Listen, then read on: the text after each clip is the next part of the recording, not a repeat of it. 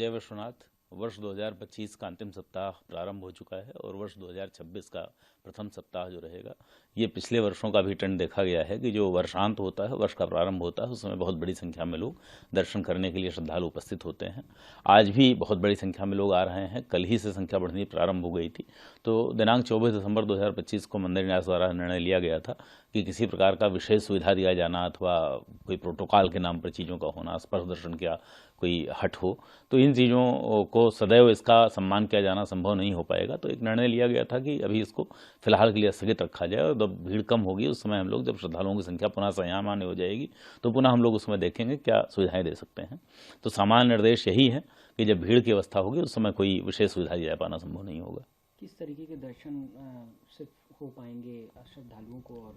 और सामान्य जो दर्शन होता है हमारे यहाँ, जो झांकी दर्शन की व्यवस्था हम कहते हैं, वो सभी श्रद्धालुओं के लिए एक समान व्यवस्था के अंतर्गत उपलब्ध है। इस साल क्या उम्मीद लग रहा है, कितने श्रद्धालु आ सकते हैं 1 तारीख को, वर्ष के पहले दिन? गत वर्षों का जो अनुमान, जो संख्या हम लोगों ने देखी है, 5 लाख से ऊपर ही रहती है, कभी 7 लाख, 8 लाख, 6 लाख ऐसे ही रहा है। तो उसी रेंज में इस बार भी रहेगा।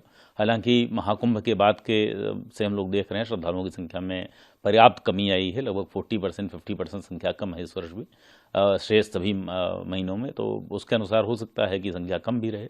श्रद्धालुओं से कुछ अपील भी की गई है मंदिर द्वारा कि थोड़ा सा संयम रखें? जी, प्रायः जो दर्शन में सुविधा के लिए जो अनुरोध प्राप्त होता है, उसमें कई बार जो अलग अलग संस्थानों के माध्यम से किसी विशेष पद पर लोग होते हैं, बड़े व्यापारिक घरानों के होते हैं, बड़े किसी कारपोरेट समूह से होते हैं, सरकारी सेवा में किसी बड़े पद पर होते हैं, तो कई बार उनका जो अनुरोध आता है उसे लोग प्रतिष्ठा का प्रश्न बनाने लगते हैं। इस तरह की रिक्वेस्ट आती हैं कि हमारी इज्जत की बात है, वो करा दीजिए। तो इसीलिए अनुरोध ये किया गया था कि भाई इसको प्रतिष्ठा का प्रश्न न बनाएं। दर्शन आस्था का विषय है, दर्शन प्रतिष्ठा का और अहंकार का विषय नहीं है। तो जो सर्वश्रेष्ठ सुविधा हो पाएगी वो निश्चित रूप से प्रदान की जाएगी।